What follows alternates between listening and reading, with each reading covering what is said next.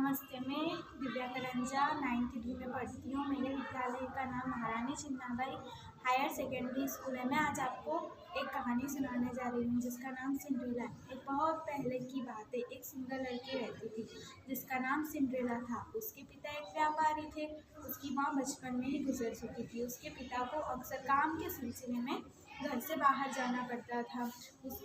उसके पापा दूसरी शादी कर लेते। कुछ समय बाद उसके पापा की भी मृत्यु हो जाती है। सौतेली माँ और उसकी 2 बहनें भी थी। वो दोनों उसके साथ बहुत ही बुरा व्यवहार करती थी। सिंड्रेला से सुबह से लेकर शाम तक काम करवाती थी, तब भी उसे पेट भर खाना भी नसीब नहीं होता था। सिंड्रेला रोती रहती और अपनी माँ को याद करती। एक दिन की बात है, सौतेली माँ अपनी दोनों बेटियों के लिए नए कपड़े लाती है। उसे देखकर सिंड्रेला का मन भी ललचा जाता है, पर वह उसकी हिम्मत ना होती कि अपनी माँ से कुछ कह सके।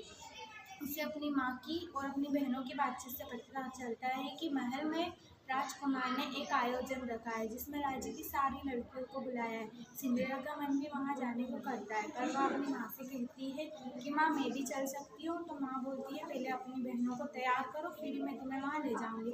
सिंड्रेला अपनी बहनों को तैयार करती है, सुबह से लेकर शाम तक सारा काम कर लेती है। फिर वह जाने लगते तब सिंड्रेला दोबारा पूछती है। माँ कहती है कि राजकुमार ने अपने लिए राजकुमारी ढूंढ रहे, ना कि नौकरानी। सिंड्रेला चूल्हे के पास जाकर रोने लगती है। तभी चूल्हे से प्रकाश होता है, उसमें से एक परी बाहर निकलती है। वह कहती है, मुझे तुम्हारी दुविधा का कारण पता है। वह कहती है, मैं तुमसे जो भी मांगूंगी तुम मुझे ला के देना। परी कहती है, मुझे एक बड़ा सा कद्दू और 7 चूहे लाकर दे दो।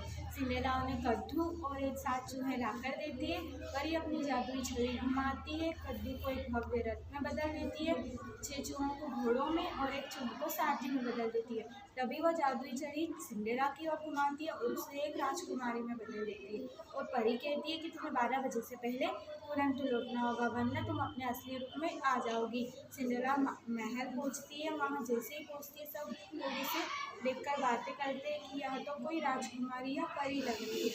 तभी वहाँ राजकुमार आता है। वो सिंड्रेला को देखकर इतना मोहित हो जाता है कि उसे पता ही नहीं रहता है कि वहाँ पर और भी लोग हैं। तभी वह सिंड्रेला से पूछता है, क्या तुम मेरे साथ डांस करोगी? सिंड्रेला तुरंत हाँ कर देती है और उसके साथ डांस करती है। सिंड्रेला डांस में इतना मोहित हो जाती है कि वह भूल ही जाती है कि परी ने उसे क्या कहा था। तभी उसकी नज़र घड़ी पे पड़ती है और 12 बजने वाली होती है। वो तुरंत अपना हाथ छुड़ा के भागती है।